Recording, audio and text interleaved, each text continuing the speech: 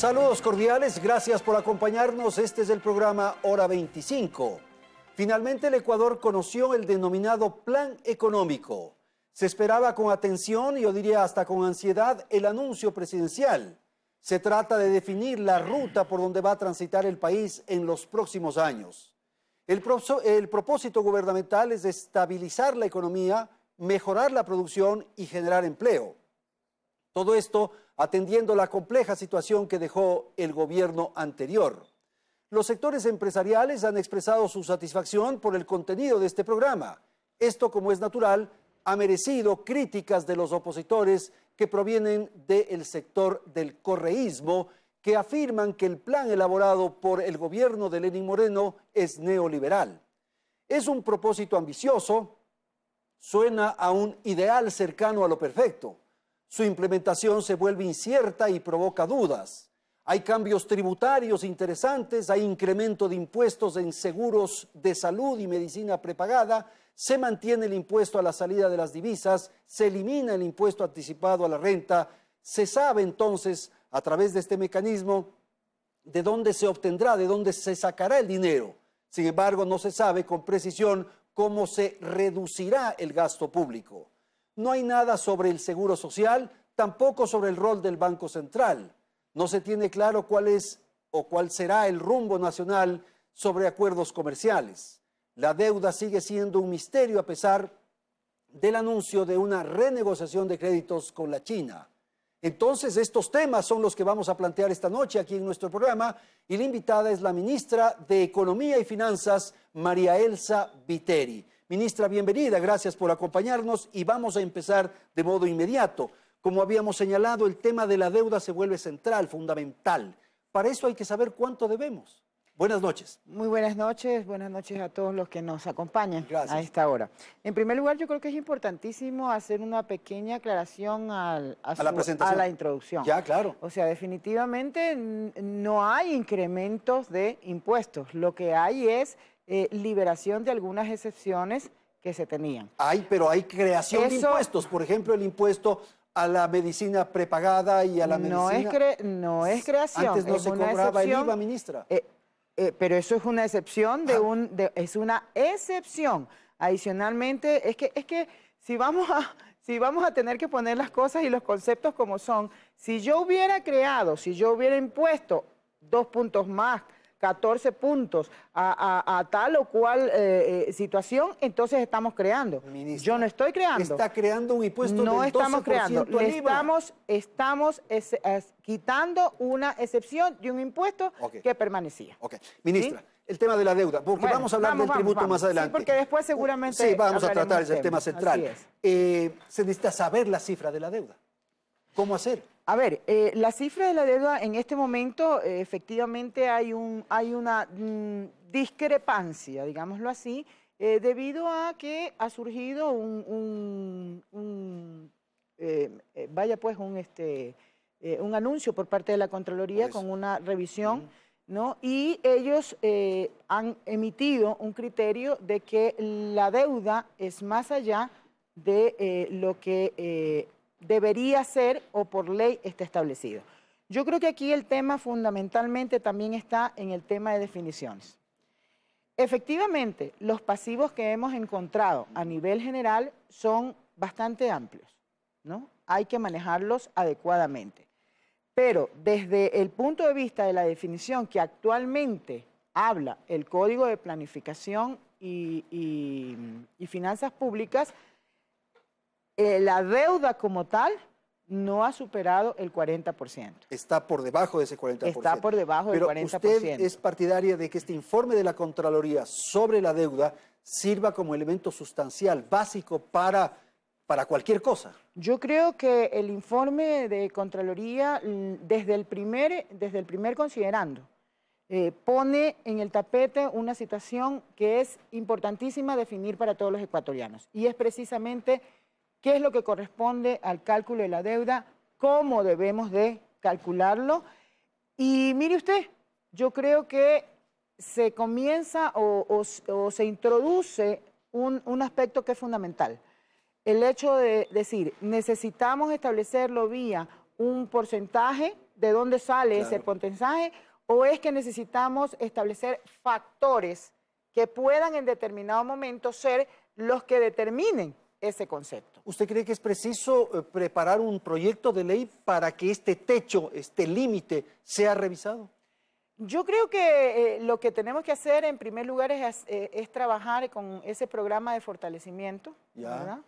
Creo que a partir de ese programa vamos a determinar exactamente qué es lo que necesitamos y creo que el país se va a enfrentar a una situación de transición hasta que definamos los conceptos Se de estabilice medición. un poco la Se estabilice, información. sí. ¿Por qué? Porque mire usted que aquí hay una discrepancia que es importantísima a tratar. El hecho de si es consolidado o si es global. Ese es el debate central. Es el debate, ¿no? Y básicamente también desde la perspectiva de decir, bueno, si es, porque la consolidación no es mala. El aspecto de consolidar es un tema que es bastante positivo. El problema es que discutimos qué consolidamos o qué no consolidamos. Y entonces Pero todo es deuda a la final, pues, ministra.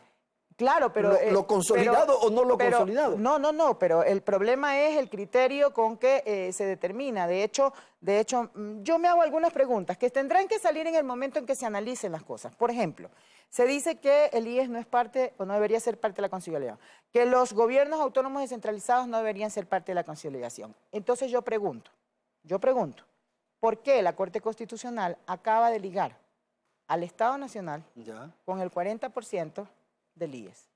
¿Somos o no somos individuales?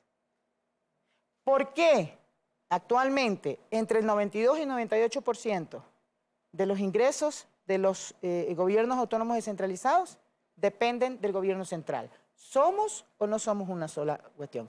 Se lo pongo como elemento que en el momento habrá que resolver. Es decir, esta consolidación o no consolidación, porque tendremos que definir, insisto, qué es lo que más corresponde o más compete a este tema, esta consolidación va a tener que resolver esos temas. Va a tener que resolver si realmente el Estado ecuatoriano no está interrelacionado completamente o no. Ok, ministra, y sobre este tema de la deuda tenemos una pregunta que le formula Vicente Albornoz, conocido analista de temas económicos. Adelante entonces con la pregunta. ¿A dónde la veo? Me está tapando. Hola Marielsa, qué gusto, muy buenas noches. Tengo una primera pregunta.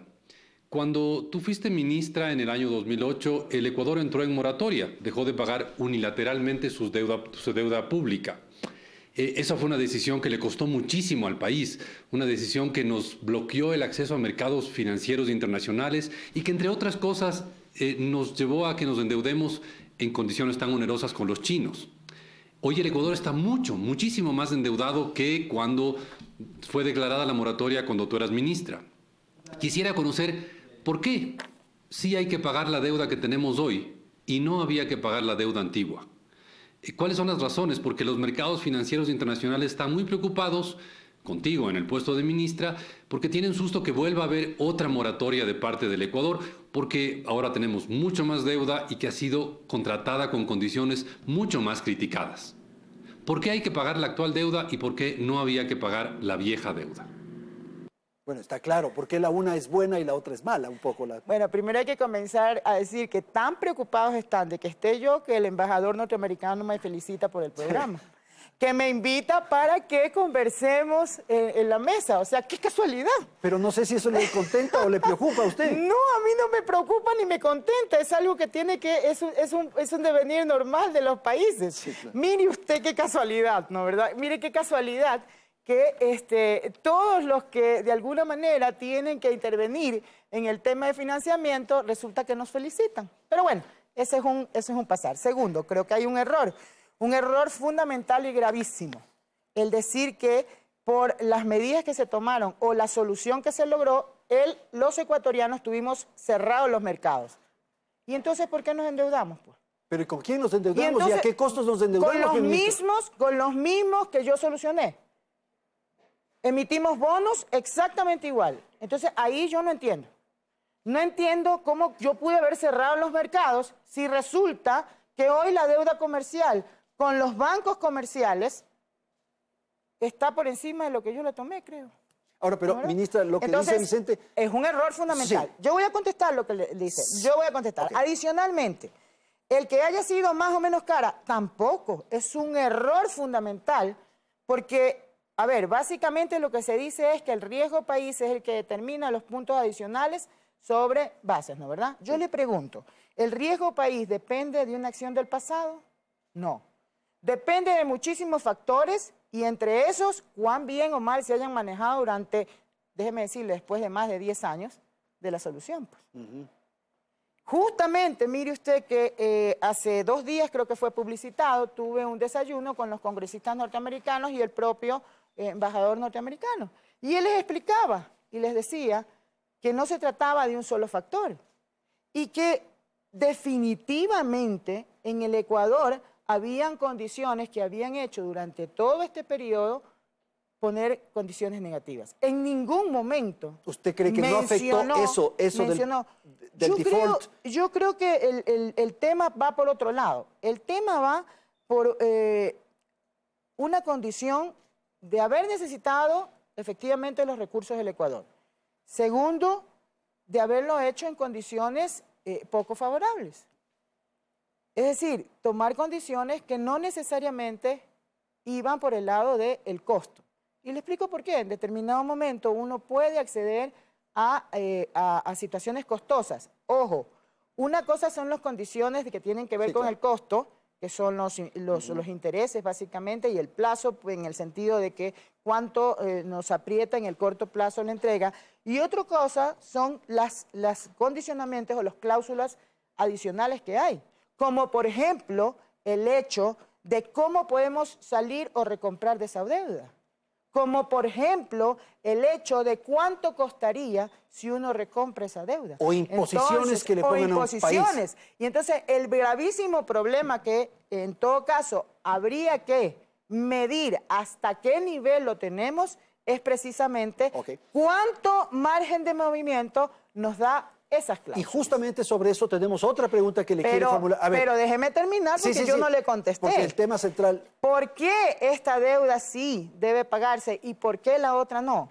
Porque en la otra la deuda venía y era un resultado de una historial de abusos y un historial de ilegitimidad, como por ejemplo el que unilateralmente se nos suban los intereses de 6 a 21. Es decir, había una serie de renegociaciones, de conversiones de bonos que quedó perfectamente claro, en el cual unilateralmente prácticamente se nos puso en una condición de dependencia total y absoluta. Lo bueno fue que el Ecuador encontró un camino y yo insisto y jamás dejaré de decirlo porque tengo las pruebas. Tengo las pruebas. El Ecuador jamás hizo algo que no estuviera previsto y que estuviera, digamos, aceptado por el mercado internacional. Nosotros sentamos al diálogo a quien no quería sentarse al diálogo. Nosotros hicimos y planteamos una subasta y terminamos, no le pusimos el puñal en el pecho absolutamente a nadie. Ok. Ministra, tenemos otra pregunta. Rosa Matilde Guerrero sobre el tema deuda y Fondo Monetario Internacional. Que hay que negociar con los organismos internacionales. Y ahí, ministra, la pregunta. Usted, con su experiencia, sabe que la única forma de conseguir tasas bajas y plazos de alrededor de 20 y 25 años es en el marco de un acuerdo con el Fondo Monetario Internacional. ¿Cuándo y cómo lo hará? A ver, yo discrepo. Como que no hay otro remedio que el FMI. Yo discrepo. Yo pienso que todavía hay algunas alternativas adicionales. Sin embargo, sí, creo que un elemento importantísimo y dentro de la estrategia que en general hemos planteado y hemos dado a conocer al país está el tratamiento con los multilaterales. Pero el primer paso con los multilaterales en realidad va desde otra perspectiva. Va desde la perspectiva de decir que vamos a tener que lograr flujos netos positivos. ¿Por qué? Porque en este momento ese dinero de los multilaterales resulta, o lo que estamos programados dentro de los multilaterales, resulta más pequeño de lo que las amortizaciones y el servicio de la deuda estamos nosotros pagando a los multilaterales. Entonces, más bien, yo diría que ese flujo neto debería de ser positivo. Ahora, ese flujo neto podría ser definitivamente, este hablar o este negociar con los multilaterales podría ayudarnos a mejorar los otros tramos. Pero eso es como estrategia, digamos, que si llegamos a un acuerdo adecuado con los multilaterales, la negociación con China puede resultar más adecuada. Podríamos, sí. Pero ahí viene justamente el tema de ver cuáles son las cláusulas, las condiciones que están inmersas en el tema. Ahora, para contestarle a Rosa Matilde, a quien le mando un saludo a la distancia, no solamente creo que la vía son los multilaterales. Yo creo que hay un par de caminos más que también deberíamos explorar. Y segundo, bueno, para abril estoy en Washington ya conversando con los multilaterales. Y entonces, en abril, o sea, estamos en abril, pues, ministra. Ya, para abril, ya. La próxima semana, ¿qué? Así es. Usted ya va a ir a negociar. Voy a ir, voy a ir a empezar las negociaciones, a negociar y un poco a exponer cuál es la figura de reperfilar la deuda, un poco así podríamos plantear lo que usted propone. Yo realmente lo que planteo es un manejo integral de los pasivos. Es lo que propone. Es un manejo integral de los pasivos. Ahí sí. Con China también nos tenemos que sentar. Ya. También con China nos tenemos que sentar. Y mientras hace usted eso, tiene que buscar dinero y seguir endeudándonos. A ver, el plan o la estrategia que se propone efectivamente tarda un tiempo en todo el tema de renegociación. Por eso es que nosotros lo que hemos querido es defender de alguna forma, por decirlo así, el plan inicial o el planteamiento inicial del presupuesto para mantener los niveles de flujo de financiamiento que estaban programados. Pero como las fuentes están identificadas, lo que también pretendemos es cambiar esas fuentes a situaciones más positivas. Ok, tenemos una pregunta sobre el tema con Pablo Dávalos, que habla justamente de la liquidez que se requiere para atender estas necesidades. Estimada ministra de Economía, dígale al país cuál es su plan de liquidez para la economía nacional. ¿Va a renegociar la deuda externa? ¿Va a renegociar los contratos petroleros? ¿Va a renegociar los contratos con las empresas telefónicas? Ahí está. Bueno, efectivamente hay toda una estrategia que tiene que ver con rescatar flujos que nos corresponden. Tiene que ver con, como hemos dicho, comenzar ya a manejar los pasivos para aliviar la carga de pago del servicio y amortizaciones de deuda, ¿no? Pero fundamentalmente en este momento lo que vamos a cuidar es nuestra liquidez en ahorros. ¿Y tiene vencimientos cercanos, ministra, que tiene que atender? En este plazo tenemos algunos pagos fuertes, aunque esos vencimientos? En abril están alrededor de en este mes están alrededor de los 1.800 millones, me parece. ¿Y usted no tiene ese dinero? No, ya hemos pagado durante todo este mes. Una parte sí pagó. Una parte y falta, me parece que faltan algo así como 500 y algo de millones para la próxima semana. ¿El gobierno, el Estado, tiene liquidez, tiene dinero para pagar salarios, para atender obligaciones, para cumplir compromisos? Estamos manejándonos con una liquidez mínima, pero que todavía no compromete el funcionamiento. Esa liquidez usted la atiende fundamentalmente con el tema tributario, con lo que generan los tributos. Con el tema tributario, con el tema de las empresas, estamos trabajando fuertemente con las empresas públicas también. ¿Para qué? ¿Pero para bajar? No, pues ¿Para es que las empresas públicas... ¿Qué empresa pública le genera a usted beneficios? Bueno, le doy una noticia. El día miércoles mande las cámaras para que vea cómo, metiéndose en las empresas públicas, se encuentran valores que están represados. ¿Qué empresa, por ejemplo? En este caso, CNEL y CNT. Bueno, son las dos, pero si le digo TAMI, si le digo los canales incautados, y si le digo... En el caso de las empresas públicas se ha hecho un análisis, ¿no verdad? Y se ha estructurado cuáles son aquellas empresas que se tienen que liquidar. Eso vamos a ¿Cuáles son aquellas que se tienen que repotenciar para poder sacarles mayor provecho? Porque perderíamos más si se venden o se liquidan. Okay. Y aquellas que per se per se tienen un excedente o tienen un manejo excedentario. El problema ahí está en meternos a ver precisamente la optimización de ese manejo de las empresas. Okay. Vamos a ir a una pausa, tenemos la publicidad y enseguida entramos ya a fondo a tratar el plan económico que fue presentado por el presidente Lenín Moreno el pasado día lunes. En un instante es con usted, a ver. Que en realidad es programa económico. Programa económico el que ha presentado Lenín Moreno. En un instante.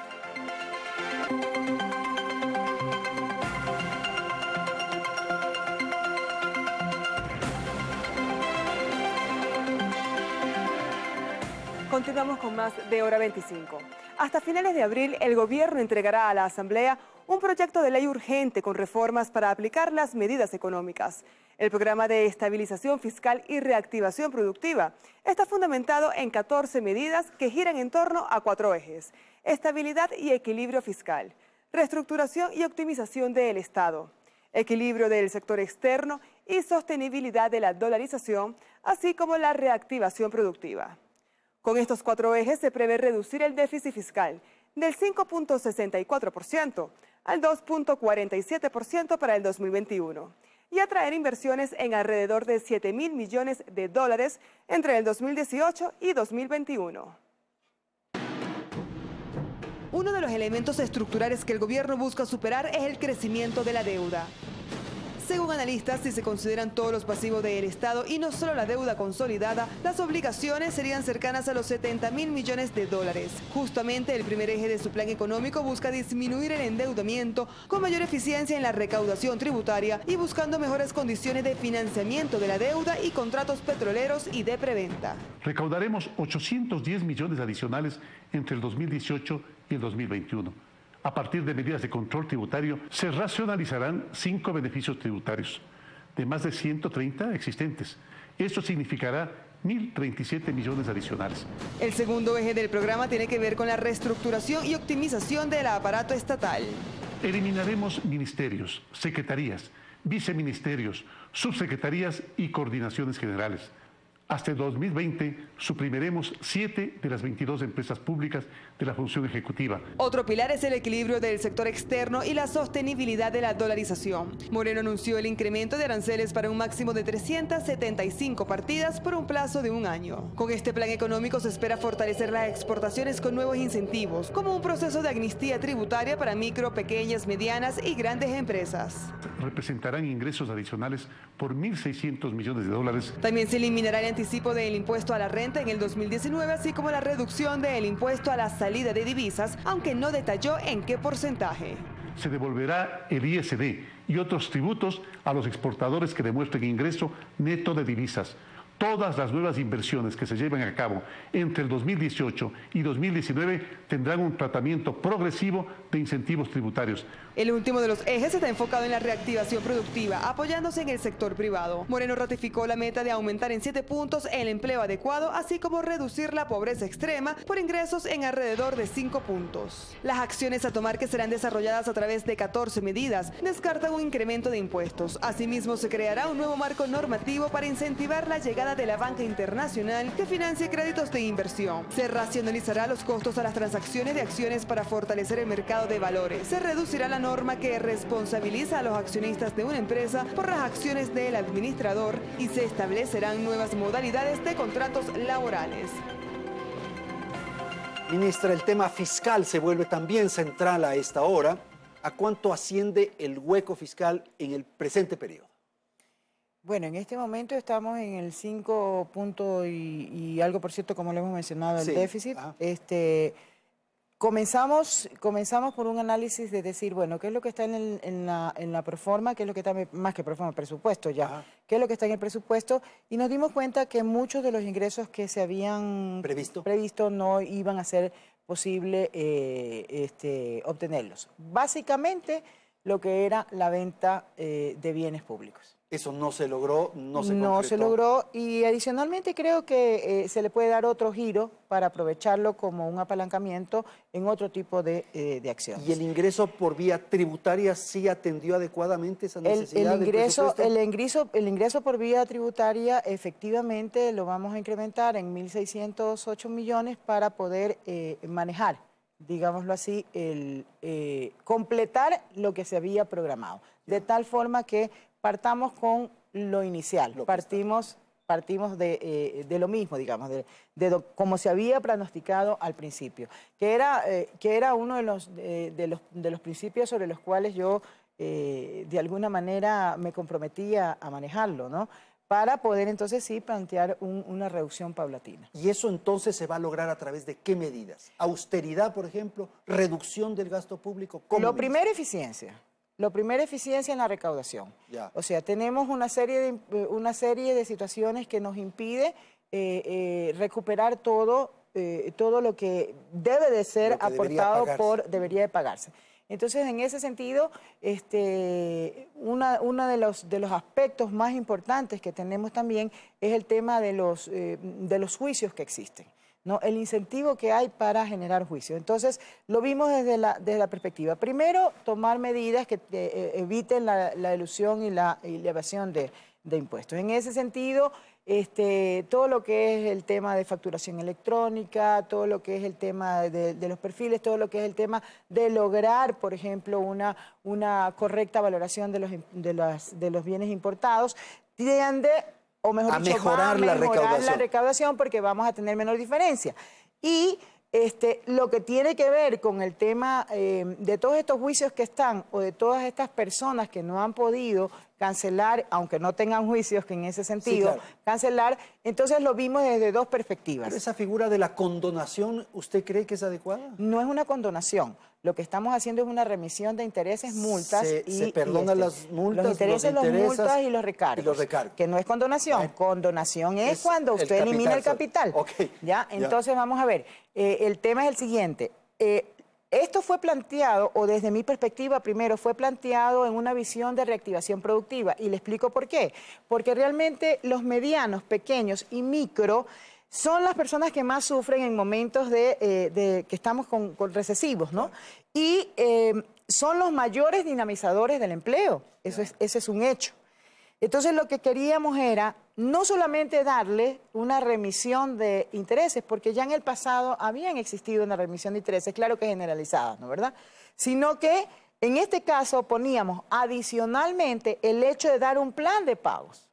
Es decir, un periodo de pago que pensamos que en 2 años puede ser lo cómodo o lo posible para estas unidades productivas, el de volver a producir y dividir su deuda de capital en el SRI fundamentalmente, ¿no?, en 2 años. Pero no solamente eso, ¿por qué? Porque el problema es que tenían también problemas con el IES, con los intereses y las moras del IES, y adicionalmente para unidades productivas con los gobiernos autónomos descentralizados. Entonces, en un primer periodo, en una primera etapa, se vio esta situación, más que como recaudatoria, como reactivadora. Perfecto. ¿Y más o menos cuánto se piensa obtener por esto? Eso está en 160 y algo. No es una cosa esa etapa.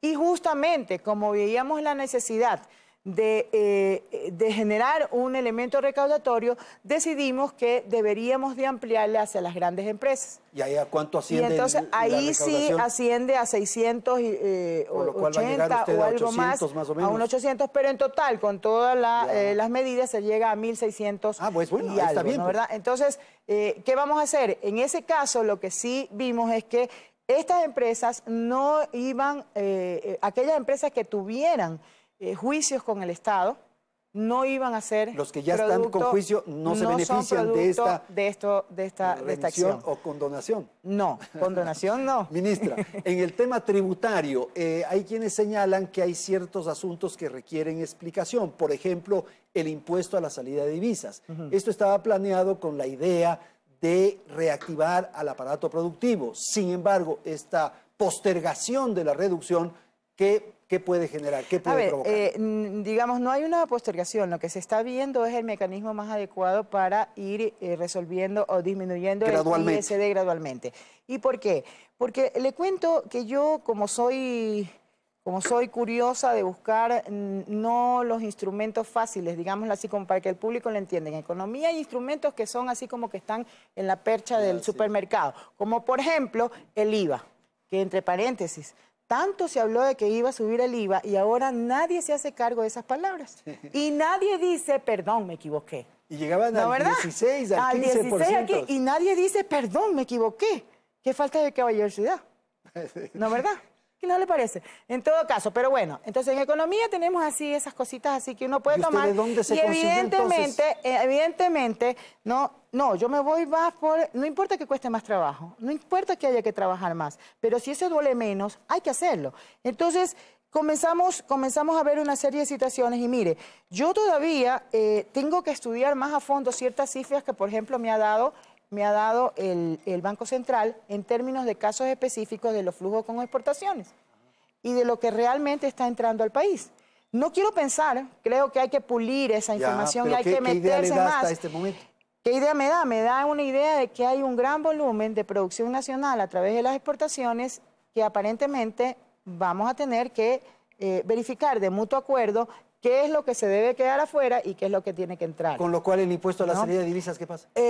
Es que imagínese usted, si el impuesto a la salida de divisas, ¿no, verdad? Si ese flujo ingresa, ¿no le parece a usted que podríamos revisar el impuesto a la salida de divisas porque, de alguna manera, los capitales están ingresando al país? Lo que ingresa es más que lo que sale. Y no solamente eso, sino que los capitales que ingresan, que deben ingresar al país, existen. De modo que usted podría anunciar esta noche que hay una idea ya, hay un planteamiento ya de revisar lo del impuesto a la salida de divisas. Siempre lo hemos anunciado, y lo hemos anunciado en dos sentidos. En el sentido que lo he dicho porque lo dije el día que presenté el programa, ¿no? De otra manera, a lo mejor con varias palabras, yo soy creativa a veces en mi lenguaje, ¿no, verdad? Lo digo de distintas formas.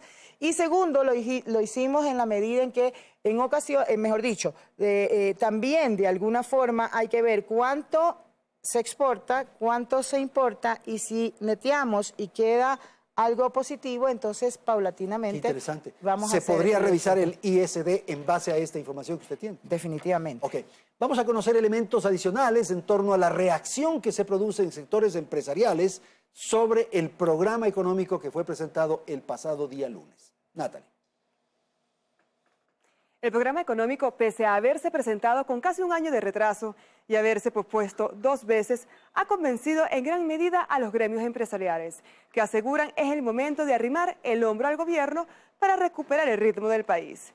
Sin embargo, mostraron su preocupación en cuanto a cómo se ejecutará la receta económica, del papel a la práctica. Analistas coinciden en que las medidas presentadas por el presidente Lenín Moreno son un buen comienzo porque se desmarcan del modelo económico del anterior gobierno. Creo que ataca muchas áreas que hay que atacar, pero una buena parte las ataca o mal o insuficientemente. Entre las principales metas del programa económico está disminuir el déficit fiscal de 5.64% en 2018 a 2.47% en 2021.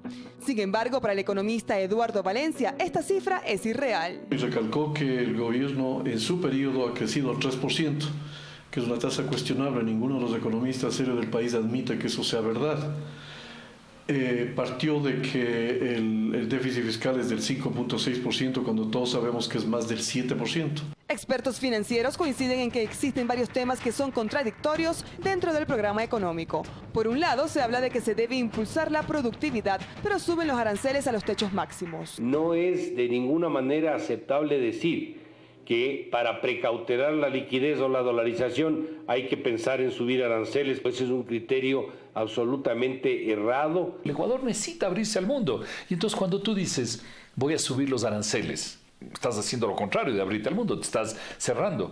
Cuando tú mantienes el ISD, no hay la alianza con el Pacífico. A criterio de Pablo Arosemena, presidente de la Cámara de Comercio de Guayaquil, el incremento de aranceles podría encarecer la producción y la competitividad de las exportaciones. Esto significa más impuestos por el tema de los aranceles. Y como sabemos, los impuestos tienen doble efecto. Por un lado, le encarecen la vida de la gente y por otro lado, destruyen empleos. Al revisar el portal web de la OMC se evidencia que casi todas las partidas arancelarias han llegado al techo máximo. Hoy Ecuador es un país dolarizado de los más caros del mundo por culpa de los aranceles. De igual forma, analistas financieros mostraron su incertidumbre ante la promesa de disminuir en 1.000 millones anuales el tamaño del Estado, ya que en septiembre el gobierno prometió reducir el gasto corriente en 500 millones, pero no sucedió. Asimismo, para Pablo Lucio Paredes, esta medida resulta insuficiente. Eso acaba siendo en los 4 años 2-3% del PIB y como te decía, se necesita una reducción de 6, 7, 8 puntos del PIB. Alberto Acosta Burneo cuestiona que existe una ambigüedad entre las acciones para reducir el tamaño del Estado y las intenciones recaudatorias que se plantean. Son alrededor de 2.000 millones de dólares al año que esperan que aportemos del sector privado,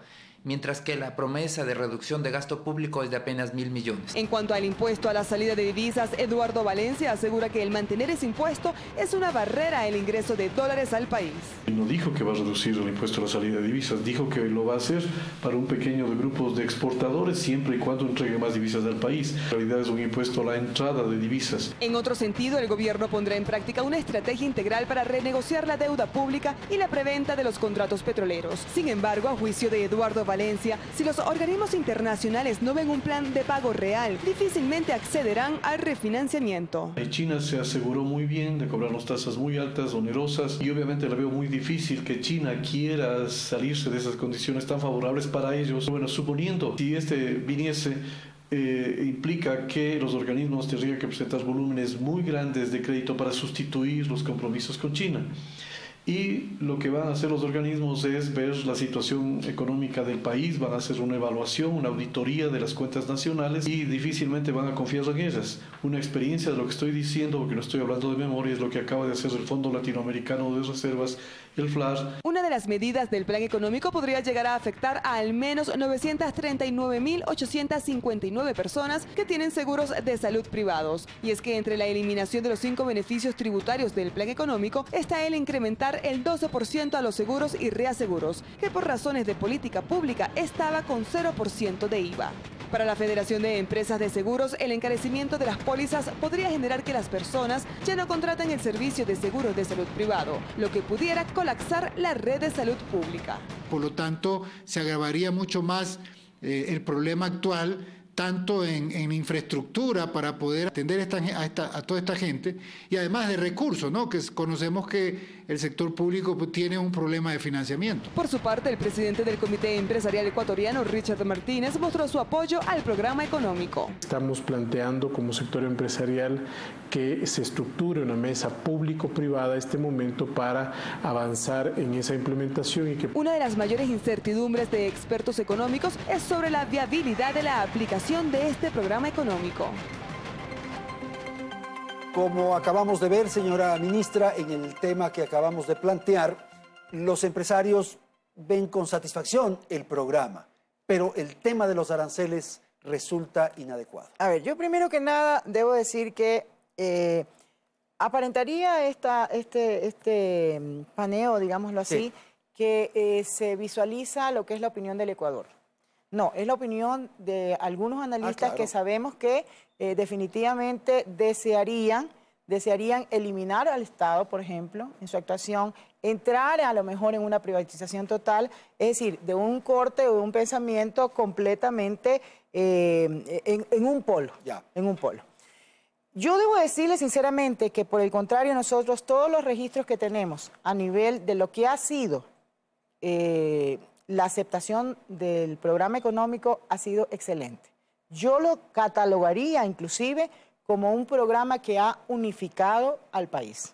Y no solamente unificado al país, sino que le ha abierto las puertas porque los criterios internacionales son excelentes. Ojo, ningún programa, ningún planteamiento va a tener el 100% de aceptación. Pero déjeme decirle que si usted monitorea y si como hemos monitoreado nosotros, la reacción no solamente de quienes tienen voz en la prensa, sino de quienes tienen voz en la calle en el día a día, se sorprendería de la aceptación que tiene y la credibilidad que tiene. Y no solamente eso, sino en los sectores políticos y en los sectores económicos. Bueno, entonces yo partiría de que, sí, pero es mucho más allá, sí, es mucho más allá. Es el sentido porque lamentablemente durante el periodo anterior o previo, los días previos, se hizo una campaña una campaña de modular o de un programa completamente de terror, ajeno. Porque iba a eliminar los subsidios, iba a aumentar el IVA, de terror. iba Era a aumentar el precio de la gasolina. escalofriante, era escalofriante realmente, ¿no? Y entonces nada de eso ocurre. Y yo creo que el principio fue que se quedaron sin piso. Insisto, nadie ahora asume la responsabilidad de lo que dijeron. Ministra, pero ¿por qué el tema de los aranceles? A ver, me parece que eso genera nerviosismo. El tema de los aranceles es que una de las medidas, como insisto, es la eficiencia, y dentro de esa eficiencia está justamente lograr una base adecuada de valoración de ciertos elementos que se importan, o en general de la importación. Eso va a tardar durante un periodo de tiempo en lograr calcularse o lograr implementarse. Lo dijimos desde el principio, como una medida compensatoria y solamente por un corto plazo para equilibrar la recaudación en términos de lo que va a dar ese sinceramiento de valoración. Vamos a elevar hasta 375 subpartidas, ítems, ojo, ítems que no pueden ser ni materias primas, ni bienes de capital, y que tampoco sean, tengan discriminación de origen. ¿Y por qué digo hasta 375? Porque las 375 pueden ser evaluadas por el COMEX, y hay un último nivel de discusión en donde, dependiendo de los argumentos y dependiendo de la última valoración, se estime no se puede revisar, entonces reducir, porque no es prudente. No prudente, porque va en contra de cualquiera de estos principios que el presidente de la República lo ha señalado. Modo que, igual que el impuesto a la salida de divisas, usted anuncia que en el caso de los aranceles es momentáneo. Es momentáneo hasta ver cómo reacciona. Hasta que podamos cumplir con la con el verdadero objetivo, que es tener esa base de valoración correcta. Perfecto. ¿Sí? En el caso de yo les voy a comentar algo. La verdad es que a mí me sorprende que también de repente pues ya solamente cuando alguien, por ejemplo, lanza y dice que realmente el endeudamiento público debería ser pedido cada vez que a la Asamblea, cada vez que se necesite, pues me parece que quien no está en la onda y quien no está en la realidad no es el gobierno, sino realmente, perdóneme, pero Eduardo Valencia para mí se cayó. Se cayó en el sentido de que ¿cómo se le ocurre decir que un gobierno tiene que por cada empréstito pedir permiso a la Asamblea? O sea, y entonces, por eso digo, de repente se cayó en todo. Pero lo que pasa es que también el sistema discrecional que se hizo en la administración anterior tampoco era adecuado. Pero entonces salimos de una irracionalidad para entrar a otra. Pero entonces, a ver, salimos de una irracionalidad para entrar a otra. Por eso, hay que ver qué fórmula se establece para controlar eso. Entonces, eso no puede ser. O sea, también, fíjese usted, una serie de comentarios que, mire, yo he llegado a una conclusión. El pueblo ecuatoriano tiene que comenzar... ¿Cuál es mi cámara? Porque le voy a hablar al pueblo ecuatoriano. El pueblo ecuatoriano tiene que comenzar a distinguir entre lo que es una opinión ignorante o una opinión malintencionada. Hay esas dos posibilidades. Hay esas dos posibilidades. O no se conoce o lo hace con mala intención. En el caso de quienes hablan supuestamente con conocimiento de causa. Ok, ministra, vamos a una pausa y volvemos en un instante.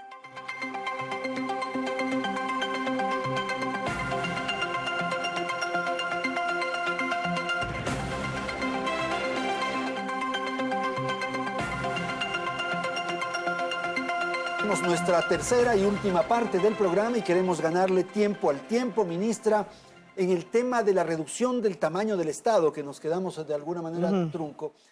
Usted anunció que esta semana, que se inicia el día de mañana, va a anunciar qué ministerios se eliminan, qué subsecretarías se eliminan, en fin. ¿Bajo qué esquema está diseñado eso? Bueno, de alguna manera nosotros lo que pretendíamos, por respeto a la ciudadanía, es tener el tiempo suficiente. Siempre, mira, los tiempos se hacen cortísimos para entrar en más detalles, ¿no?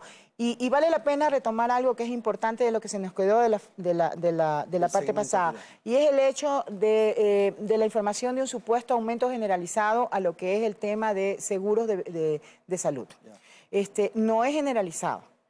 el tema se va a tomar específicamente sobre valores de 150 para arriba, lo cual excluye, presentaron 939, no, excluye a la mayor cantidad de esas personas. O sea, los que se van a ver afectados. Afectados son los de alto nivel. Entonces, cuidado. No es que la población y la ciudadanía va a incrementarse el 12% en aquellos que tienen una cobertura o un plan económico. Para nada. Y ojo, no solamente estoy hablando de la clase más vulnerable, estoy hablando inclusive, yo te diría, que de clase media alta. ¿Por qué? Porque este programa también tiene una gran diferencia, fíjate.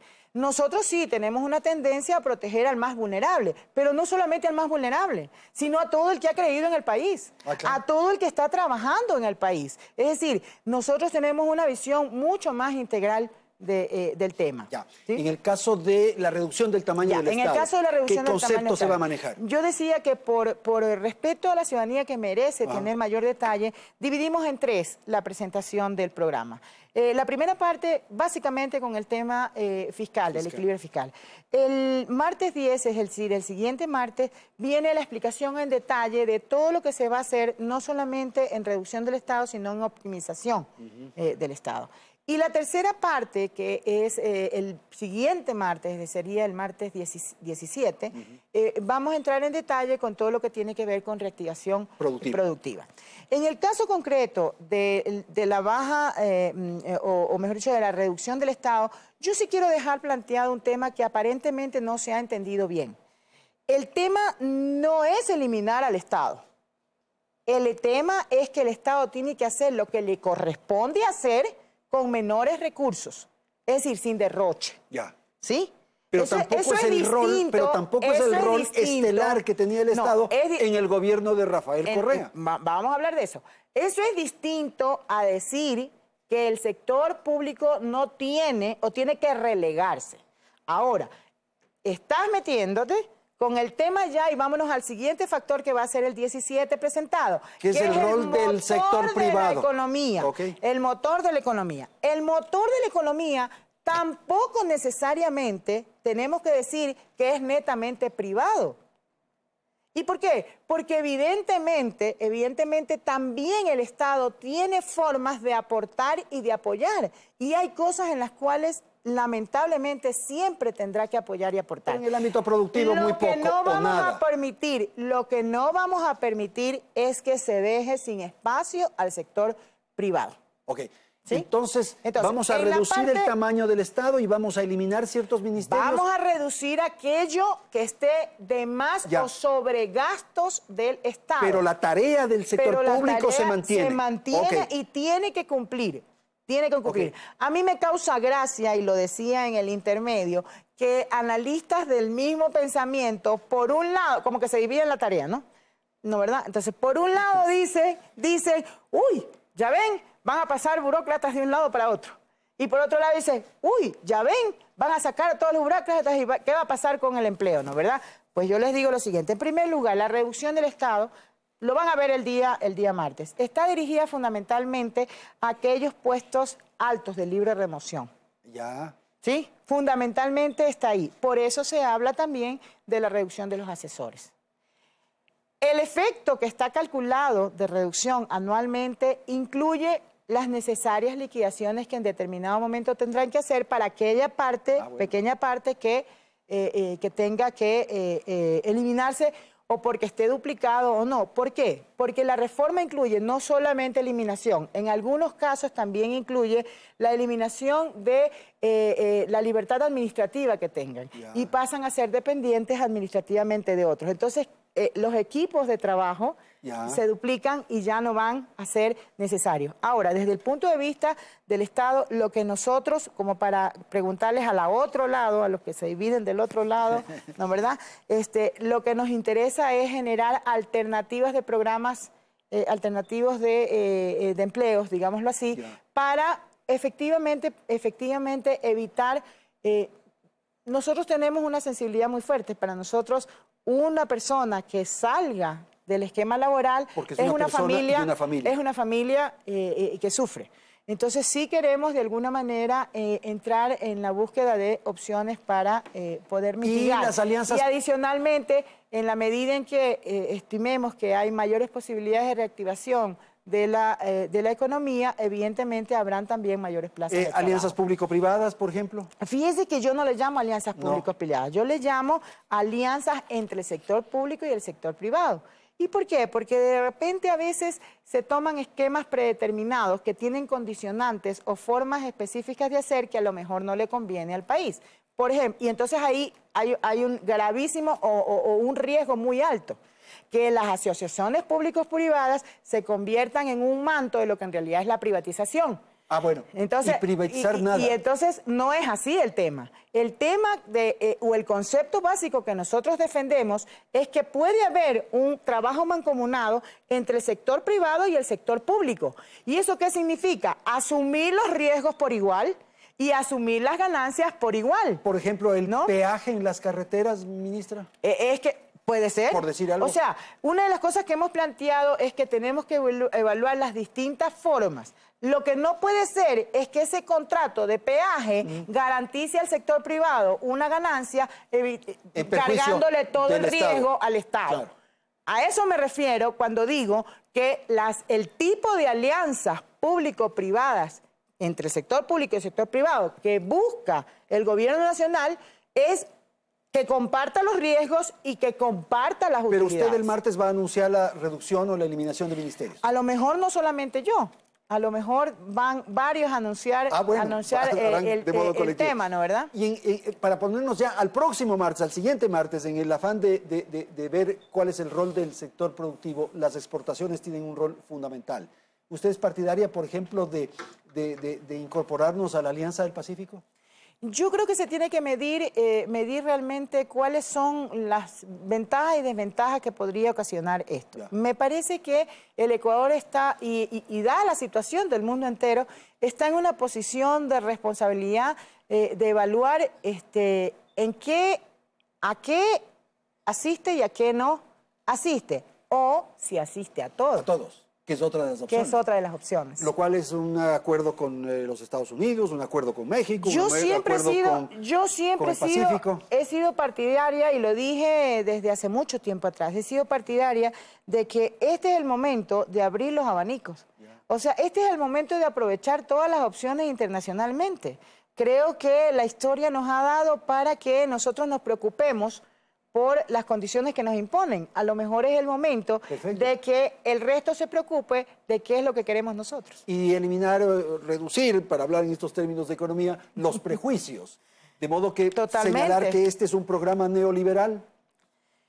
A ver, si neoliberal es decir que todos los flujos de exportación entren, si neoliberal es decir que no queremos privatización, una participación si neoliberal es decir, bueno, pues que póngame la etiqueta, ¿no? Si mañana a alguien se le ocurre que eso no es neoliberalismo, sino comunismo, no importa. Mire, a mí las etiquetas me tienen sin cuidado. Y a esta altura del partido, déjeme decirle que lo peor que uno puede ponerse es etiquetas. Aquí lo que se necesita es compromiso. Aquí lo que se necesita es análisis de qué es lo que necesita el país. En ese edificio de la plataforma financiera se siente atrapada, presa. No, me siento incómoda, sí, ¿no? Porque yo trabajo, como es edificio inteligente, se apaga la luz a las 7 de la noche, y yo trabajo, si es necesario, hasta el siguiente día. Así que ya hemos podido solucionar el tema. Pero ¿no es bonito o sí es bonito?